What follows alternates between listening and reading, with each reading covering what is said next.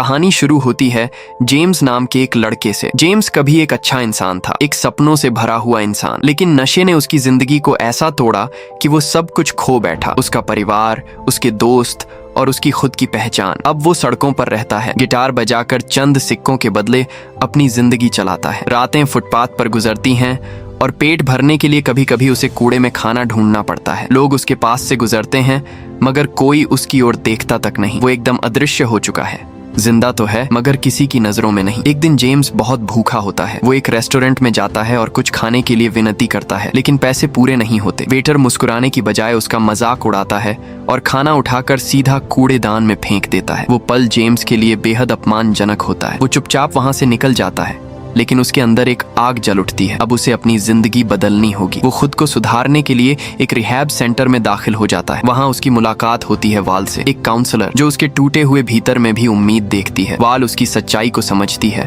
और कहती है, अगर तुम कोशिश करोगे तो मैं तुम्हारे साथ हूँ। कुछ दिनों तक सब ठीक चलता है, लेकिन जिंदगी इतनी आसान कहाँ होती है। एक दिन उसका पुराना दोस्त बाज उससे मिलने आता है, वो भी नशे में डूबा हुआ। बाज उसे एक चोरी की कार में बैठने को कहता है और फिर वही पुरानी बात दोहराता है, बस एक बार ले ले, सब ठीक हो जाएगा। पहले जेम्स मना करता है मगर अंत में वो हार जाता है और दोबारा नशे की गिरफ्त में चला जाता है। अगले दिन उस चोरी की कार का असली मालिक पहुंच जाता है। बाज तो मौके से भाग जाता है, लेकिन जेम्स सड़क पर बेहोश मिलता है। पुलिस और एम्बुलेंस आती है और उसे अस्पताल ले जाया जाता है। जब होश आता है तो उसके पास वल खड़ी होती है, गुस्से और निराशा से भरी हुई। जेम्स उससे कहता है, मेरा गिटार कहाँ है? वाल उसकी बात सुनकर चौंक जाती है। वो अब भी अपनी जिंदगी से ज्यादा उस गिटार की फिक्र कर रहा है। वो कहती है, बस अब बहुत हो गया जेम्स, मैं तुम्हें और नहीं बचा सकती। वो वहां से चली जाती है, लेकिन जाते जाते उसकी आंखों में निराशा और दर्द दोनों थे। कुछ दिन बाद जेम्स फिर वाल के ऑफिस पहुंचता है माफी मांगने। वो रोते हुए कहता है, मुझे एक आखिरी मौका दो। वाल थोड़ी देर चुप रहती है, फिर कहती है, ठीक है, लेकिन तुम्हें हर 2 हफ्ते में मुझसे मिलना होगा, और इस बार झूठ नहीं। वो उसे मेथाडोन की दवा लिख देती है, जो नशे की लत को धीरे धीरे खत्म करने में मदद करती है। जाते जाते वाल मुस्कुरा कर कहती है, एक गाना सुनाओ जेम्स, तुम गाते हो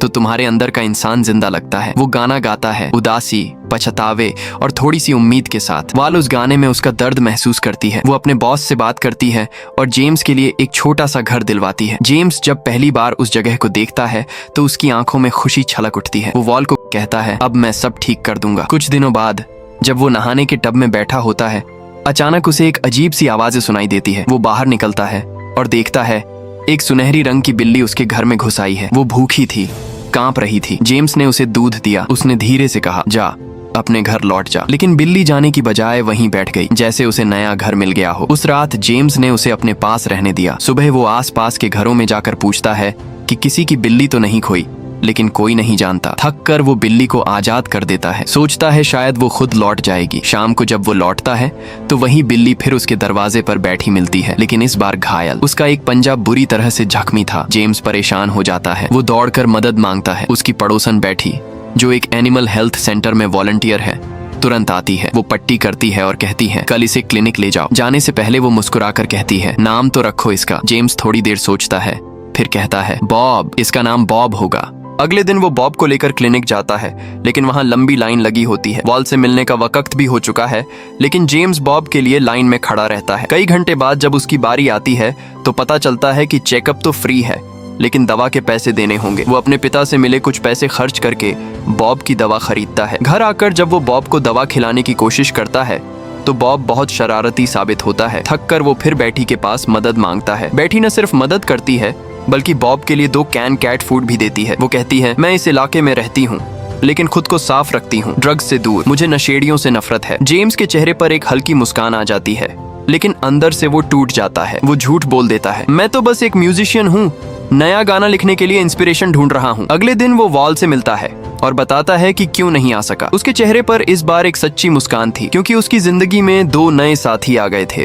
बॉब और बैटी। वाल उसे देखकर खुश होती है, लेकिन जब वो बैटी का नाम सुनती है तो गंभीर हो जाती है। वो कहती है, जेम्स, तुम अभी उस मुकाम पर नहीं हो कि किसी के साथ जुड़ सको। ये सुनकर जेम्स थोड़ा उदास हो जाता है, लेकिन बॉब उसे अपने खेल खेल में फिर मुस्कुरा देता है। कुछ दिन बाद जेम्स सड़क पर गाना बजाने निकलता है और बॉब उसके पीछे पीछे चल पड़ता है। चाहे जितना मना करे, बॉब पीछे नहीं हटता। आखिरकार जेम्स उसे अपने साथ ले जाता है और तभी एक कमाल होता है। जहाँ पहले कोई उसकी ओर ध्यान नहीं देता था, अब सबकी नजर उस पर थी। लोग फोटो खिंचवा रहे थे, बच्चे ताली बजा रहे थे और बॉब उसके कंधे पर आराम से बैठा था। उस दिन जेम्स ने पहले से कहीं ज्यादा पैसे कमाए। एक बुजुर्ग औरत उसके पास आई और बोली, ये बिल्ली तुम्हारा साथी बनेगी, इंसान नहीं, एक जानवर भी किसी की जिंदगी बदल सकता है। उसी वक्त दूर से बाज ने जेम्स को देखा, उसकी जेब में पैसे भरते हुए। बाज के चेहरे पर एक चालाक मुस्कान थी। उसने तय किया अब वो उसे फॉलो करेगा। अगले दिन जब जेम्स दोबारा सड़क पर गिटार लेकर निकलता है तो बाज उसके सामने आ जाता है। जेम्स उसे देखकर असहज हो जाता है। वो कहता है, अब मुझे छोड़ दो बाज,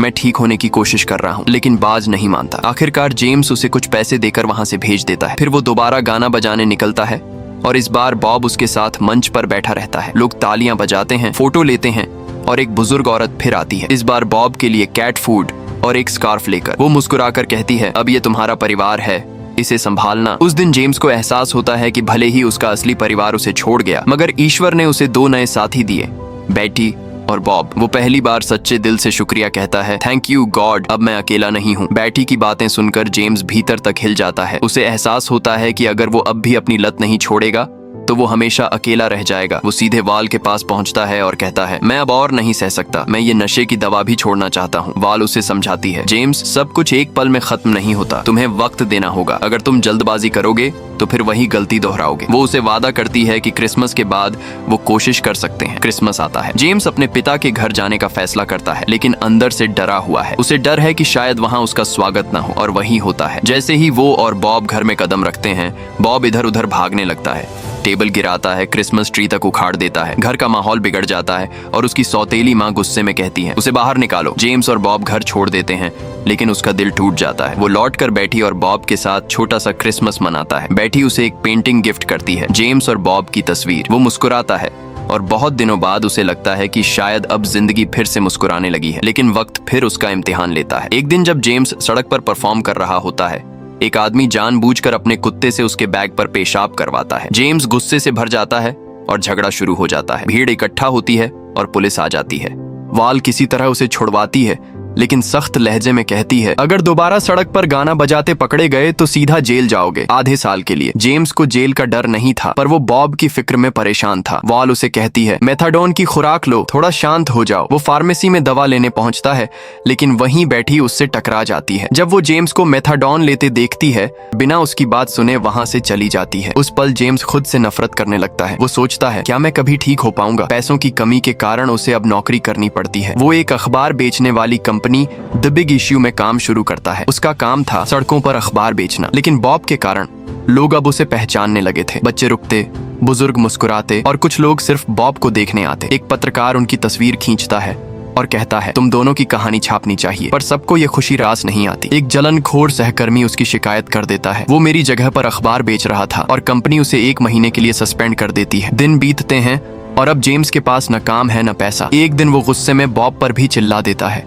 लेकिन अगले ही पल पछताता है। वो सोचता है, मैंने तो अब उस पर भी हाथ उठा दिया जो मुझे बिना शर्त प्यार करता है। उस रात भूख और ग्लानि के बीच वो गिटार निकालता है। पुलिस की चेतावनी के बावजूद सड़क पर गाना बजाने निकल पड़ता है। वो कुछ सिक्के कमाता है, पर तभी बैठी वहां पहुंच जाती है। वो कहती है, पागल हो गए हो क्या? पुलिस तुम्हें फिर पकड़ लेगी। लेकिन उसकी आवाज में सिर्फ गुस्सा नहीं था, उसमें चिंता थी, प्यार था। कुछ हफ्तों बाद जब वो वापस काम पर लौटता है, एक महिला उसके पास आती है और कहती है, मेरे बेटे को ये बिल्ली बहुत पसंद आई है, इसे बेच दो। जेम्स मुस्कुराकर कहता है, बॉब कोई खिलौना नहीं है, ये मेरा परिवार है। महिला को गुस्सा आता है, उसका कुत्ता भौंकने लगता है और बॉब डर कर भाग जाता है। जेम्स भागता है, गलियों में दौड़ता है, हर कोने में उसका नाम पुकारता है, लेकिन बॉब कहीं नहीं मिलता। रातें गुजरती हैं और जेम्स टूटने लगता है। उसे लगता है जैसे उसने अपने सबसे करीबी दोस्त को खो दिया हो। उसकी कहानी अब अखबारों और इंटरनेट पर फैल जाती है, बॉब द कैट गायब। लोग सहानुभूति जताते हैं, पर जेम्स के लिए ये खबर दर्द बनकर रह जाती है। वो आसपास के ड्रग डीलरों से पूछता है, शायद किसी ने बॉब को देखा हो। कई दिनों की तलाश के बाद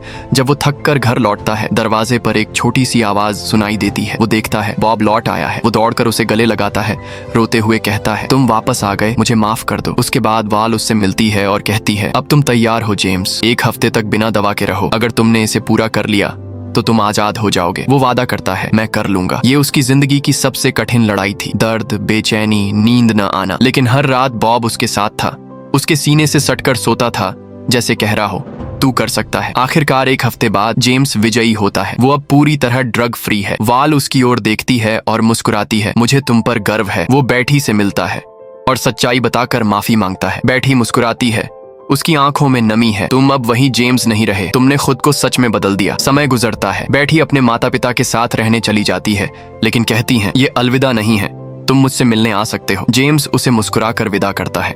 कुछ दिनों बाद एक राइटिंग एजेंसी उससे संपर्क करती है। वो कहती है हम तुम्हारी और बॉब की कहानी पर किताब लिखना चाहते हैं। जेम्स की आंखों में चमक आ जाती है। वो कहता है अगर मेरी कहानी किसी और को उम्मीद दे सके तो इससे बड़ी जीत कोई नहीं। वो किताब लिखता है, ए स्ट्रीट कैट नेम्ड बॉब। और जब वो किताब लॉन्च होती है तो बाहर लंबी कतार होती है। लोग जेम्स और बॉब से ऑटोग्राफ लेने के लिए खड़े होते हैं। वो देखता है वॉल वहां है, बैठी भी, और उसका पिता भी। उसका पिता आगे बढ़कर कहता है मैंने कभी तुमसे उम्मीद नहीं छोड़ी। जेम्स की आंखों में आंसू आ जाते हैं। वो कहता है शायद अब मैंने खुद को पा लिया है। बॉब उसके कंधे पर बैठा है, शांत, गर्व से भरा। कैमरों की फ्लैश चमकती हैं, तालियां बजती हैं, और उस पल जेम्स समझ जाता है कभी कभी एक छोटी सी जान भी तुम्हारी जिंदगी बदल सकती है।